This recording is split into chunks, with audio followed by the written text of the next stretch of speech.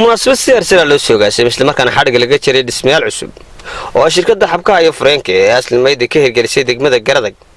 isla markaana ugu tala gashay ciidanka booliska ee degmada Garadag dhismayaashan oo ah barkantarool oo shirkadda Asli Maydi ugu tala gashay ciidanka booliska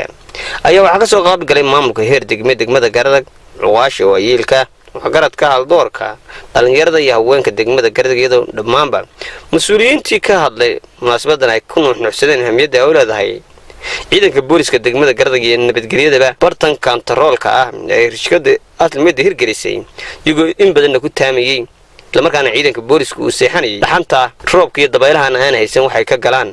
maanta ay hirgelisay shirkadda Asli Maydi ugu horeyntii waxa halka ka hadlay gudoomiyaha isboortiga ee degmada Garadag ana wakiilka shirkadda Daabshiil u fadhiya degmada Garadag Maxamuud Xirsi oo isagu wakiilka ahaa dhismayaashan waxaanu yiri sida tan xadhiga kaga jaraynaa checkpoint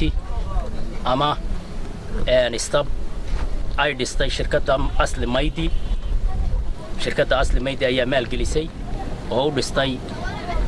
degmada Garadag markay aragtay baahida degmada ka jirta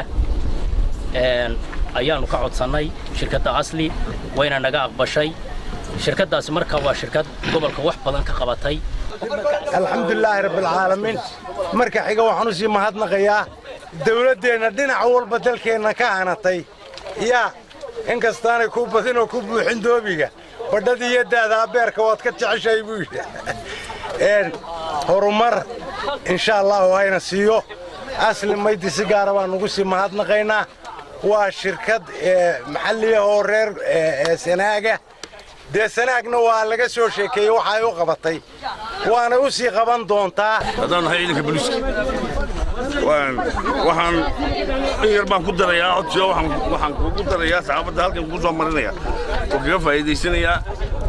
berendad iyo waa naga dhiman iyo kirkadii ama taangi ama berkad iyo suuligii waxaan leeyahay intaana insha Allah waad noogu dari doontaa inta tanaalka aynu ku hayno way waa arrin muhiimadeeda leh hadday tahay xagga amnaanka iyo hadday tahay dhinacii horumarka deegaanka aad baan uga mahadcelinaynaa sida loo soo sheegay shirkadda Asli Maydi waxaan kala soo dhaweynayaa shirkadaha kale insha Allah iyaguna wax qaban kara runtii iyadu waxa weeye shirkadaha kale iyagoo isla soo jirto habshiil ay jirtay ayaa haddana markaa shirkadda Asli Maydi oo laba sano ba jirin ay ka soo dheereysay dhinacii horumarka deegaanka sida daraaddeed iyagana waa nugu baaqaynaa inay wixii horumarka deegaanka ay ka qaban karaan maadaama ay adeegyo badan ay ku leeyihiin Omar Sare warbaahinta qaranka Jamhuuriyadda Soomaaliland Garadag